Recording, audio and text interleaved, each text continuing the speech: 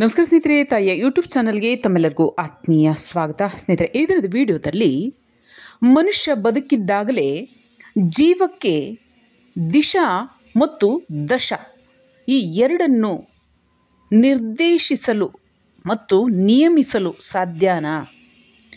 ವಿಷಯವನ್ನು ಅರ್ಥ ಮಾಡ್ಕೊಳ್ಳೋದಾದರೆ, ಯಾವ ದೇಹದಲ್ಲಿ ಜೀವ ಇದೆ, ನೀವು ಅದೇ ಆ ಜೀವಕ್ಕೆ ದಿಶಾ ಅಂದರೆ ದಿಕ್ಕು ಮತ್ತು ದಶ ಅಂದರೆ ಆ ದಿಕ್ಕಿನಲ್ಲಿ ಉತ್ಪನ್ನವಾಗ್ತಕ್ಕಂತಹ ಗುಣಲಕ್ಷಣಗಳು, ಕ್ಷಮತೆ, ಆಧಾರಗಳು. ದಿಶಾ ಮತ್ತು ದಶ ಆ ದಿಕ್ಕಿನಲ್ಲಿ ಹೋಗ್ತಕ್ಕಂಥದ್ದು ಮತ್ತು ಅದರಲ್ಲಿ ಉಂಟಾಗ್ತಕ್ಕಂಥ ಪರಿಣಾಮಗಳು. ಇದ್ರ ಬಗ್ಗೆ ತರಬೇತಿಯನ್ನು ನೀಡಿ ನೀವು ಬದುಕಿದ್ದಾಗಲೇ ತನ್ನನ್ನು ತಾನು ತನ್ನ ಸಕಾರಾತ್ಮಕತೆ ಇಷ್ಟದಂತೆ ನಿರ್ಮಿಸಿಕೊಳ್ತಕ್ಕಂಥದ್ದು ಹೇಗೆ ಅಥವಾ ನಿರ್ಮಿಸಿಕೊಳ್ಳಬಹುದೇ? ಇದ್ರ ಬಗ್ಗೆ ವಿಡಿಯೋದಲ್ಲಿ ತಿಳಿಯೋಣ. ವಿಡಿಯೋ ಇಷ್ಟ ಲೈಕ್ ಮಾಡಿ, ಶೇರ್ ಮಾಡಿ, ಕಮೆಂಟ್ ಮಾಡಿ, ಚಾನಲ್ ಸಬ್ಸ್ಕ್ರೈಬ್ ಮಾಡ್ಕೊಳ್ಳಿ ಅಂತ ಹೇಳ್ತಾ ಆಲೆ ಅಂತಕ್ಕಂಥ ಬೆಲ್ ಬಟನ್ ಕೂಡ ಕ್ಲಿಕ್ ಮಾಡಿ. ಇದರಿಂದ ವಿಡಿಯೋ ನೋಟಿಫಿಕೇಶನ್ ತಕ್ಷಣ ಸಿಗುತ್ತೆ. ಹೊಸ ವಿಡಿಯೋ ವೀಕ್ಷಿಸ್ಬೋದು. 3,500ಕ್ಕೂ ಮಿಗಿಲಾಗಿ ವೀಡಿಯೋಸ್ಗಳು ಲಭ್ಯ ಇದೆ ಚಾನಲ್ನಲ್ಲಿ. ಎಲ್ಲ ಜ್ಞಾನವರ್ಧಕ ಇದ್ದಾವೆ. ವಿಷಯಗಳನ್ನು ತಿಳಿಯಿರಿ, ವಿಡಿಯೋಗಳನ್ನು ವೀಕ್ಷಿಸಿ. ಹಾಗೆಯೇ ನಿಮಗೆ ಸಮಸ್ಯೆ ಇದ್ದರೆ, ಜೀವನದ ನಿಗೂಢ ಸಮಸ್ಯೆಗಳು, ರಹಸ್ಯಮಯ ಸಮಸ್ಯೆಗಳು, ಆ ಸಮಸ್ಯೆಗಳು ಬಗೆಹರಿದಿಲ್ಲ, ಯಂತ್ರ ಮಂತ್ರ ತಂತ್ರಕ್ಕೆ, ಯಾವುದೇ ರೀತಿಯಾದಂಥ ಶಾಸ್ತ್ರಕ್ಕೆ, ಅಷ್ಟಸಾಮುದ್ರಿಕ, ಅಂಗಸಮ, ಸಂಖ್ಯಾಶಾಸ್ತ್ರ, ಜ್ಯೋತಿಷಾಸ್ತ್ರದಲ್ಲಿ ನಿಮಗೆ ಪರಿಹಾರ ಲಭ್ಯ ಆಗೋದಾದರೆ, ಹಾಗೆಯೇ ಧ್ಯಾನ, ಕುಂಡಲಿ ಶಕ್ತಿ, ಜಾಗೃತಿಗೆ ಸಂಬಂಧಪಟ್ಟಂತೆ, ಮುದ್ರಾಭ್ಯಾಸ, ಯಂತ್ರ ಮಂತ್ರ ತಂತ್ರದಲ್ಲಿ ಈ ವಿಚಾರಗಳಿಗೆ ಸಂಬಂಧಪಟ್ಟಂತೆ ಸಮಸ್ಯೆಗಳಿದ್ದರೆ, ಯಾವುದು ಬಗೆಹರಿದಿಲ್ಲ, ತಲೆಮಾರಿನಿಂದನೂ ಮುಂದುವರೆದಿದೆ, ಶಾಪ ಪಾಪ ಇತ್ಯಾದಿ ಏನು ಬೇಕಾರಾಗಿರ್ಬೋದು ಅಂಥ ವಿಷಯಗಳಿಗೆ ಸಂಬಂಧಪಟ್ಟ ಸಮಸ್ಯೆಗಳಿದ್ದರೆ 6364205078 ಈ ನಂಬರಿಗೆ ಕರೆ ಮಾಡಿ ಕನ್ಸಲ್ಟೇಷನ್ ತೊಗೊಂಡು ಮಾತನಾಡ್ಬೋದು. ಜಾತಕ ಪರಿಶೀಲನೆ, ಹಸ್ತ ಪರಿಶೀಲನೆ ಮಾಡಿಸ್ಬೋದು, ಚಾರ್ಜಸ್ ಇರುತ್ತೆ. ಹಾಗೆ ವಾಮಾಚಾರ, ಆತ್ಮದ ಸಮಸ್ಯೆ, ಧ್ಯಾನದಲ್ಲಿ ಪ್ರಗತಿ ಇಲ್ಲ ಅಂಥ ಸಮಸ್ಯೆ ನಿವಾರಣೆಗೆ ನೆಗೆಟಿವಿಟಿ ರಿಮೂವ್ ಧೂಪದ ಪೌಡರ್ ಇದೆ, ಅದನ್ನು ತೊಗೊಂಡು ಬಳಸಿ. ಸಂಕಲ್ಪ ಮಾಡಿ ಹಾಕೋದ್ರಿಂದ ವಾಮಾಚಾರ ಸಮಸ್ಯೆ ನಿವಾರಣೆ ಆಗ್ತವೆ. ಹಾಗೆ 2 ರೀತಿಗೆ ಆಯಿಲ್ ಇದೆ. ಆತ್ಮ ಸಮಸ್ಯೆ ನಿವಾರಣೆಗೆ, ದೇಹಕ್ಕೆ ಬೇರೆ, ತಲೆಗೆ ಬೇರೆ. ವಾಮಾಚಾರ ಸಮಸ್ಯೆ ನಿವಾರಣೆಗೆ, ಆತ್ಮ ಸಮಸ್ಯೆ ನಿವಾರಣೆಗೆ. ಹಣಕಾಸಿನ ಸಮಸ್ಯೆ ನಿವಾರಣೆಗೆ ಲಕ್ಷ್ಮೀ ಕೃಪಾ ಪ್ರಾಪ್ತಿ ಧೂಪದ ಪೌಡರ್ ಲಭ್ಯ ಇದೆ. ಮನೆಯಲ್ಲಿ, ಅಂಗಡಿ ಮುಂಗಟ್ಟು, ವ್ಯವಹಾರ ಸ್ಥಳಗಳಲ್ಲಿ ಹಾಕೊಳ್ಳಿ. ಹಣಕಾಸಿನ ಅನುಕೂಲಕ್ಕೆ, ವ್ಯವಹಾರಗಳಿಗೆ ದಾರಿಯಾಗುತ್ತೆ. ನಿಷ್ಠೆಯಿಂದ ಬಳಸಬೇಕು. ಈಗ ವಿಡಿಯೋದ ವಿಚಾರಕ್ಕೆ ಬರೋಣ. ಜೀವಕ್ಕೆ ದಿಶೆ ಮತ್ತು ದಶೆಯನ್ನು ಕೊಡ್ತಕ್ಕಂಥದ್ದು ಹೇಗೆ? ಯಾವುದೇ ಜೀವವನ್ನು ನೀವು ಭೂಮಂಡಲದಲ್ಲಿ ಗಮನಿಸಿದಂಥ ಪಕ್ಷದಲ್ಲಿ ನಷ್ಟವನ್ನು ಹೊಂದುವ ತುದಿಯಲ್ಲಿರ್ತಕ್ಕಂಥವಿದ್ದ, ಅವಕ್ಕೆ ಪುನರ್ಜನ್ಮ ಇಲ್ಲ. ನಷ್ಟವನ್ನು ಹೊಂದಬಹುದಾದಂತಹ ಸ್ಥಿತಿಯಲ್ಲಿದ್ದಾವೆ. ಅವುಗಳಿಗೆ 2 ಚಾನ್ಸು. ಒಂದು ಉಳ್ಕೋಬೋದು ಅಥವಾ ಸಾಯ್ಬೋದು, ನಷ್ಟ ಆಗ್ಬೋದು.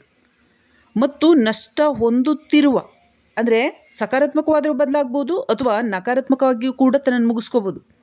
ಆ ರೀತಿ ಸ್ಥಿತಿಯಲ್ಲಿದ್ದ. ಇನ್ನೊಂದು, ಜೀವದಲ್ಲಿ ಶಕ್ತಿನೇ ಇಲ್ಲ. ಸಕಾರಾತ್ಮಕ ಆಗೋದಕ್ಕೂ ಶಕ್ತಿ ಇಲ್ಲ, ನಕಾರಾತ್ಮಕ ಆಗೋದಕ್ಕೂ ಶಕ್ತಿ ಇಲ್ಲ. ಇರ್ತಕ್ಕಂಥ ಶಕ್ತಿ ಬೆಳಗ್ತಕ್ಕಂಥದ್ದು. ಈಗ ಮೇಣದ ಬತ್ತಿ ಇದೆ, ಒಂದು ಅರ್ಧ ಉರಿದೋಗ್ಬಿಟ್ಟಿದೆ, ಇನ್ನೊಂದು ಅರ್ಧ ಮಾತ್ರ ಬಾಕಿ ಇದೆ.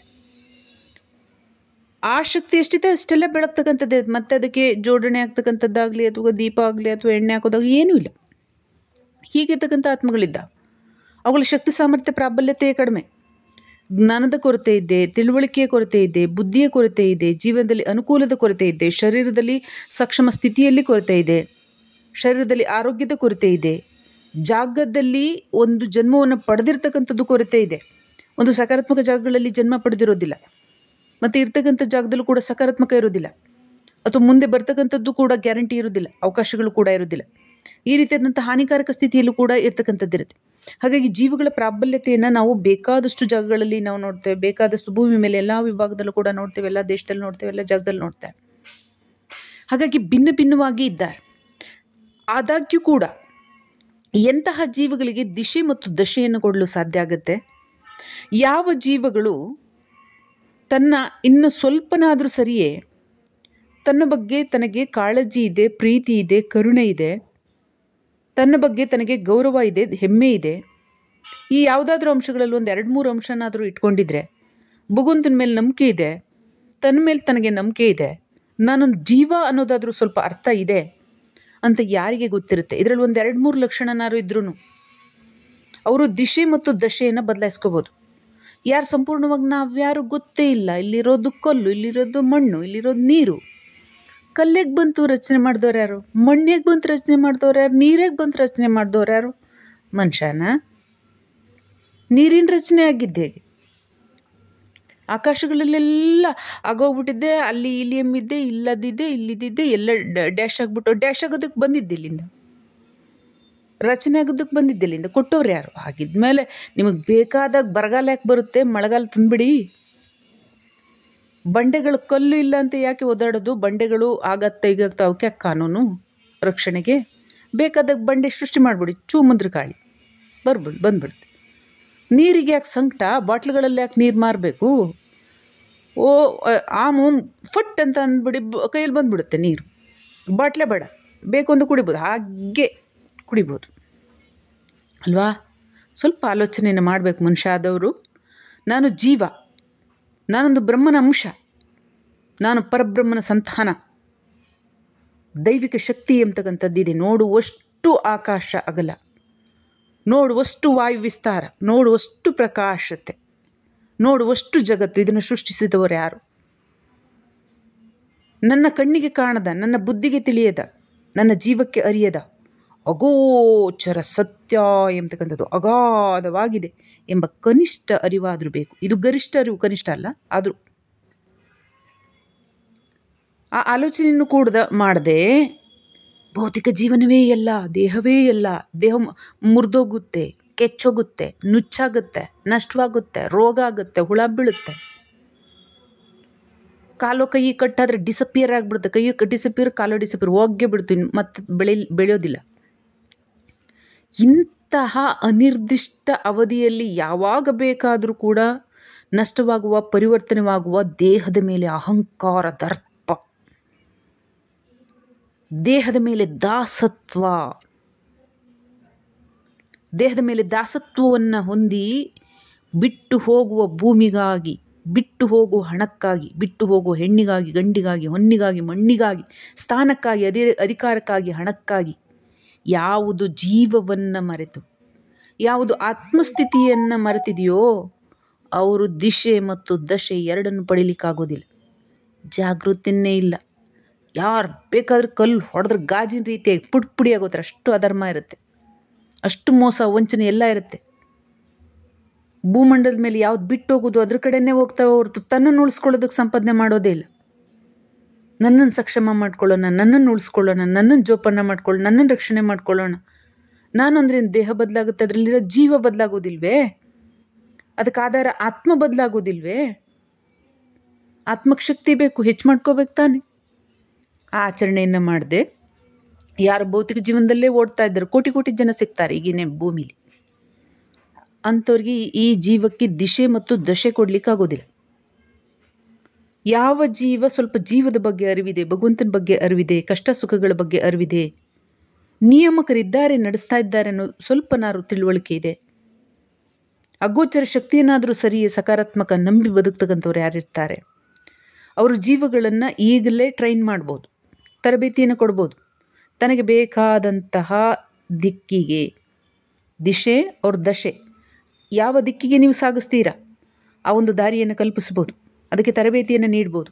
ನೀವು ಏನನ್ನು ಪಡಿತೀರಿ ಗಮನಿಸಿ. ಒಬ್ಬ ಡಾಕ್ಟರ್ ಆಗಬೇಕಂದ್ರೆ ಡಾಕ್ಟರ್ ಆದ, ಒಬ್ಬ ಇಂಜಿನಿಯರ್ ಆಗ್ತಾನೆ, ಇಂಜಿನಿಯರ್ ಆದ್ಲು. ಮತ್ತಿನ್ಯಾರೋ ಒಬ್ಬರು ಮಿಲ್ಟ್ರಿಗೆ ಹೋಗ್ಬೇಕು, ಮಿಲ್ಟ್ರಿಗೆ ಹೋದ್ರು, ವಿಮಾನ ಹಾರಿಸ್ಬೇಕು ಹಾರಿದ್ರು. ಈಗ ಯಾವ್ಯಾವ ವಿಭಾಗದಲ್ಲಿ ಕೆಲಸ ಮಾಡ್ತಾವ್ರು, ನೌಕರಿ ಮಾಡ್ತಾವ್ರು, ಕಲೆ ಇದ್ದಾರೆ, ಚಟುವಟಿಕೆ ಇದ್ದಾವೆ, ಆಥರ್ಸ್ ಇದ್ದಾರೆ, ರೈಟರ್ಸ್ ಇದ್ದಾರೆ, ಚಿತ್ರರಂಗದವ್ರು ಇದ್ದಾರೆ, ರಾಜಕೀಯದವ್ರು ಇದ್ದಾರೆ. ನಾನು ರಾಜಕೀಯದವನ್ನ ಆಗ್ಬೇಕು ಆದರು. ಕೆಲವ್ರನ್ನ ಆ ರೀತಿಯಾಗಿ ಅದೃಷ್ಟ ಹೇಳ್ಕೊಂಡು ಬರುತ್ತೆ, ಅವ್ರ ಭಾಗ್ಯದಲ್ಲಿದ್ದು. ಇನ್ನು ಕೆಲವ್ರಿಗೆ ಅವ್ರಿಗೆ ಆಗ್ಬೇಕಂತಿರುತ್ತೆ. ಅಂದರೆ ಮನುಷ್ಯ ಏನು ಬಯಸ್ತಾನೆ ಅದನ್ನ ನಿರ್ಮಾಣ ಮಾಡ್ಕೋತಾನೆ. ಹಾಗೆಯೇ ಈ ಜೀವಕ್ಕೆ ದಿಶೆಯನ್ನು ಕೊಡ್ಬೋದು, ದಿಕ್ಕನ್ನು ಕೊಡ್ಬೋದು. ನೀವು ಒಳಿತು ಮಾಡ್ಕೋತೀರ, ಕೆಟ್ಟದ್ದು ಮಾಡ್ಕೋತೀರ, ನಿಮ್ಮ ಕೈಯಲ್ಲೇ ಇರುತ್ತೆ. ಹಾಗಾಗಿ ಭಗವಂತನ ಪಾತ್ರ ಇಲ್ಲ ಇಲ್ಲಿ. ಯಾವಾಗ ನೀವು ಒಳಿತು ಮಾಡ್ಕೊಳ್ತಕ್ಕಂಥ ಆಯ್ಕೆಯನ್ನು ಮಾಡಿಕೊಂಡ್ರೆ ಜೀವ ಸಂರಕ್ಷಣೆ, ಈಗ ಪ್ರಕೃತಿಯಲ್ಲಿ ಇರ್ತಕ್ಕಂತಹ ಸಸ್ಯಗಳ ಸಂರಕ್ಷಣೆ, ಪ್ರಾಣಿ ಪಕ್ಷಿಗಳ ಸಂರಕ್ಷಣೆ ಬಗ್ಗೆ ನೀವು ಎಷ್ಟು ಕಾತರರಿರ್ತೀರಾ? ಇರೋರು ಇರ್ತಾರೆ, ಎಲ್ಲರೂ ಇಲ್ದಿದ್ರೇನು. ಹಾಗೆ ನಿಮ್ಮ ಜೀವದ ರಕ್ಷಣೆ, ನಿಮ್ಮ ಜೀವದ ಸಂರಕ್ಷಣೆ ಬಗ್ಗೆ ನೀವು ಬದುಕಿದ್ದಾಗ ಅರಿಬೇಕು. ಏಕೆಂದ್ರೆ ನಿಮಗಿಂತ ಹೆಚ್ಚಿನದಾದ ಮತ್ತೊಂದು ಏನಿಲ್ಲ.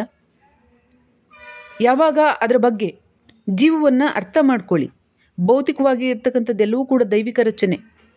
ಹಾಗಾಗಿ ಜೀವ ಸಂಪೂರ್ಣ ದೈವಿಕ ರಚನೆ. ಇದಕ್ಕೆ ಬೇಕಾಗಿರ್ತಕ್ಕಂಥ ಜ್ಞಾನ, ಇದಕ್ಕೆ ಬೇಕಾಗಿರ್ತಕ್ಕಂಥ ಮಾರ್ಗ, ಇದಕ್ಕೆ ಬೇಕಾಗಿರ್ತಕ್ಕಂಥ ಶಕ್ತಿ ಅದು ದೈವಿಕಾಚರಣೆ. ಭಗವಂತನನ್ನು ಸ್ಮರಣೆಯನ್ನು ಮಾಡ್ತಾ ಚಿಕ್ಕ ಪುಟ್ಟ ಮಂತ್ರಗಳನ್ನಾದರೂ ಕೂಡ ಹೇಳಿದ್ರೆ, ಭಗವಂತನನ್ನು ಆರಾಧಿಸ್ತಾ ಪೂಜೆಯನ್ನು ಮಾಡ್ತಾ ಒಂದು 10 ನಿಮಿಷ ಕೊಡಿ ದಿನಕ್ಕೆ, ಏನಾಯಿತು, ತೊಂದರೆ ಇಲ್ಲ. ಭಗವಂತನಲ್ಲಿ ಪ್ರಾರ್ಥನೆಯನ್ನು ಮಾಡಿಕೊಂಡು ಬೆಳಗ್ಗೆ ಒಂದು 5 ನಿಮಿಷ, ಸಂಜೆ ಒಂದು 5 ನಿಮಿಷ ನೀವು ನಿಷ್ಠೆಯಿಂದ ಒಳ್ಳೆ ಕಾರ್ಯಗಳನ್ನು ಮಾಡಿದ್ರು ಕಾಯಕವೇ ಕೈಲಾಸ. ಆಗ ನಿಮ್ಮ ಜೀವಕ್ಕೆ ಪ್ರೇರಣೆಯನ್ನು ಕೊಡ್ತಾರೆ. ಯಾವ್ಯಾವ ಆತ್ಮಗಳು, ಯಾವ್ಯಾವ ಜೀವಗಳು ಏನೇನು ಬಯಸ್ತಾ ಇದ್ದವು. ಕಳ್ಳಾಗಬೇಕಂತ ನೋಡು, ಅಲ್ಲೊಂದು ದರೋಡೆ ಹೊಡೆದ್ರೆ ಇಷ್ಟು ದುಡ್ಡು ಸಿಗ್ತಿತ್ತು, ಅಲ್ಲೊಂದು ದರೋಡೆ ಹೊಡೆದ್ರೆ ಬ್ಯಾಂಕಲ್ಲಿ ಇಷ್ಟು ದುಡ್ಡು ಲೂಟಿ ಮಾಡ್ಬೋದು, ATM ಹೊಡೆದ್ರೆ ಹಿಂಗೆ ಮಾಡ್ಬೋದು. ಅವನೇನು ಆಲೋಚನೆ ಮಾಡ್ತಾ ಇರ್ತಾನೆ, ಚಿಕ್ಕ ಕಳ್ಳಾಗ್ತಾನೆ, ಸ್ವಲ್ಪ ದೊಡ್ಡ ಕಳ್ಳಾಗ್ತಾನೆ, ಮತ್ತು ಕೊನೆಗೆ ದರೋಡೆಕೋರ ಆಗ್ಬಿಡ್ತಾರೆ. ಸ್ಮಾಲ್ ಥೆಫ್ಟ್, ಸಣ್ಣ ಕಳ್ತನ, ನಂತರ ಬಿಗ್ ರಾಬರಿ, ದೊಡ್ಡ ದರೋಡೆ. ಏಕೆ ಅವನು ಅದನ್ನು ಬಯಸ್ತಾ ಅದು ಕಾರ್ಯ ಮಾಡ್ತಾ. ಈಗ ಜಗತ್ತಿನಲ್ಲಿ ಇರ್ತಕ್ಕಂಥವ್ರು ನೀವು ಸ್ವಲ್ಪ ಹಂಗೆ ಗಮನಿಸಿ, ತಕಡಿಯಲ್ಲಿ ತೂಕ ಮಾಡಿಬಿಡಿ ಅವ್ರನ್ನೆಲ್ಲ. ಅವರೆಲ್ಲ ಏನೇನು ಬಯಸಿದ್ದಾರೆ, ಏನೇನು ಆಚರಣೆ ಮಾಡಿದ್ದಾರಂತ.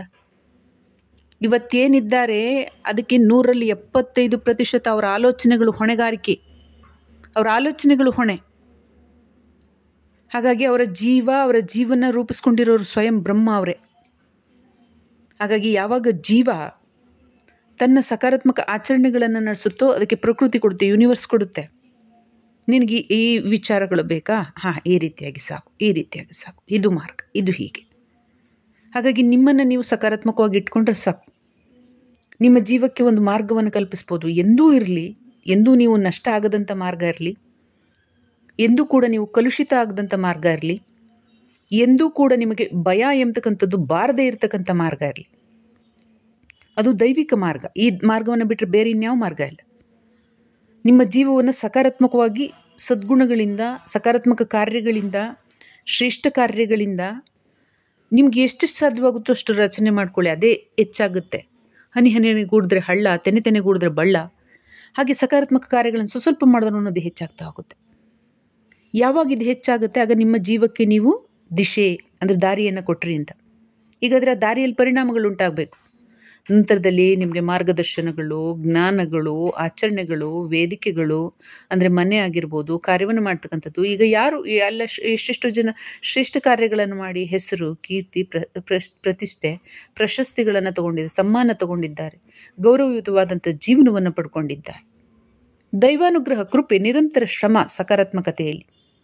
ಇನ್ನೊಬ್ರು ಇನ್ಫ್ಲೂಯೆನ್ಸ್ ಮಾಡಿಸ್ಕೊಡ್ತಿದ್ದು, ಅವರವರೇ ಬುಕ್ ಮಾಡಿಕೊಂಡು ಇಷ್ಟು ಪ್ರಶಸ್ತಿ ಮಾಡ್ಕೊಳ್ಳೋದು, ಅವ್ರ ಹತ್ರ ದುಡ್ಡು ತೊಳೆದು, ಇವ್ರ ಹತ್ರ ದುಡ್ಡು ತೊಳೆದು ಹಿಂಗೆ ಕೊಡೋದು, ಅದೆಲ್ಲ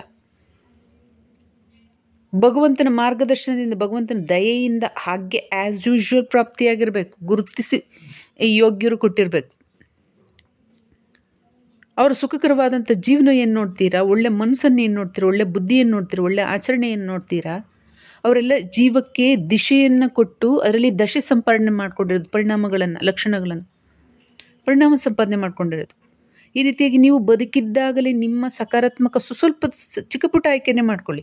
ಅದು ದಿನದಿಂದ ದಿನಕ್ಕೆ ಹೆಚ್ಚಾಗ್ತಾ ಹೋಗುತ್ತೆ. ನಿಮ್ಮ ಆಯಸ್ಸು ಕಳೆದಂತೆ ನಿಮ್ಮ ಗುಣಾತ್ಮಕ ಜೀವನ, ನಿಮ್ಮ ಜೀವದ ಸಕಾರಾತ್ಮಕ ಮಟ್ಟ, ನಿಮ್ಮ ಆ ಜೀವದ ಶಕ್ತಿ, ನಿಮ್ಮ ಆತ್ಮದ ಶಕ್ತಿ, ನಿಮ್ಮ ಜ್ಞಾನದ ಶಕ್ತಿ, ನಿಮ್ಮ ಆಲೋಚನೆಯ ಶಕ್ತಿ, ನಿಮ್ಮ ಜೀವನದ ಶಕ್ತಿ, ನಿಮ್ಮ ಜೀವನದ ಸುಖದ ಶಕ್ತಿ ಎಲ್ಲ ಕೂಡ ಹೆಚ್ಚಾಗುತ್ತೆ. ಆಗ ನೀವೇ ಆ ಜೀವಕ್ಕೆ ದಿಶೆ ಮತ್ತು ದಶೆ, ಮಾರ್ಗ ಮತ್ತು ಆ ಮಾರ್ಗದಲ್ಲಿ ಬರ್ತಕ್ಕಂಥ ಅನುಕೂಲಗಳನ್ನು ನೀವು ಕಲ್ಪಿಸಿದಂತೆ, ಅಂದರೆ ನಿಮ್ಮನ್ನು ನೀವು ಪ್ರಬಲವಾಗಿ ತಯಾರು ಮಾಡಿಕೊಂಡಂತೆ, ನಷ್ಟವಾಗದಂತೆ ರಕ್ಷಿಸಿದಂತೆ, ದುಷ್ಟವಾಗದಂತೆ ಶಿಕ್ಷಣವನ್ನು ನೀಡಿದಂತೆ, ತನ್ನನ್ನು ತಾನು ಎವರ್ಗ್ರೀನ್ ಕಾಪಾಡಿಕೊಂಡಂತೆ, ಶಾಶ್ವತವಾಗಿ ಕಾಪಾಡಿಕೊಂಡಂತೆ. ಹಾಗಾಗಿ ಯಾವುದನ್ನ ಇಲ್ಲಿ ನಾವು ಬಿಟ್ಟೋಗ್ತೀವೋ ಭೂಮಿ ಮೇಲೆ, ಮನುಷ್ಯವರ್ಗಕ್ಕೆ ಹೇಳೋದು, ಯಾವುದನ್ನ ಇಲ್ಲಿ ಭೂಮಿ ಮೇಲೆ ಬಿಟ್ಟು ಹೋಗ್ತೀವೋ ಅದರ ಹಿಂದೆ ಸಾಗದಿರಿ. ನಿಮ್ಮ ಜೀವ ನಿಮ್ಮ ಜೊತೆಗಿರುತ್ತೆ, ನಿಮ್ಮ ಆತ್ಮ ನಿಮ್ಮ ಜೊತೆಗಿರುತ್ತೆ. ಅದರ ಜೊತೆಗೆ ಸಾಗಿ ಅದನ್ನು ಉಳಿಸ್ಕೊಳ್ಳೋದಕ್ಕೆ ಏನು ಸಂಪಾದನೆ ಮಾಡ್ಕೋಬೇಕು ಅದು ಆ ಸಂಪಾದನೆಯನ್ನು ಅವಶ್ಯವಾಗಿ ಮಾಡಿ. ಯಾವುದು ಆತ್ಮಜ್ಯೋತಿಯನ್ನು ಪ್ರಕಾಶಿತವಾಗಿಡುತ್ತೆ, ಅದಕ್ಕೆ ಆಧಾರ ಈ ಮನುಷ್ಯ ಜೀವನಕ್ಕೆ ಜೀವಾಳವನ್ನು ಶುದ್ಧ ಸಕಾರಾತ್ಮಕವಾಗಿಡುತ್ತೆ ಅಂತ ಆಚರಣೆಗಳಿಗೆ ಗಮನವನ್ನು ಕೊಡಿ. ಎಂದೂ ಅಳಿಯದಂತಹ ಪುಣ್ಯ ಅದು ಜೀವವನ್ನು ಸದಾ ರಕ್ಷಿಸಿ ಸುರಕ್ಷಿತವಾಗಿಟ್ಟು ಸದಾ ಚಿರಕಾಲದಲ್ಲಿ ಇಡಲಿಕ್ಕೆ ಕಾರ್ಯ ಆಗತ್ತೆ. ಹಾಗಾಗಿ ಜೀವಕ್ಕೆ ನಿಮ್ಮ ಸಕಾರಾತ್ಮಕ ಲೋಕಗಳಿಗೆ ಸಂಬಂಧಪಟ್ಟಂತೆ ದಿಶೆ ಮತ್ತು ದಶೆಯನ್ನು ನೀವು ಕೊಡಬಹುದು. ನೀವು ಸೃಷ್ಟಿಕರ್ತ ಬ್ರಹ್ಮ ಎಂಬುದನ್ನು ಮರೆಯದಿರಿ. ತನ್ನನ್ನು ತಾನು ಸೃಷ್ಟಿಸಿಕೊಳ್ಳುವುದು ತನ್ನ ಕೈಯಲ್ಲೇ ಇದೆ ಅಂತ ಹೇಳ್ತಾ ಈ ವಿಡಿಯೋನ ಮುಗಿಸ್ತಾ ಇದ್ದೇನೆ. ಆತ್ಮಜ್ಯೋತಿಯೇ ಶಾಶ್ವತ. ಮುಂದಿನ ವಿಡಿಯೋದಲ್ಲಿ ಭೇಟಿಯಾಗೋಣ.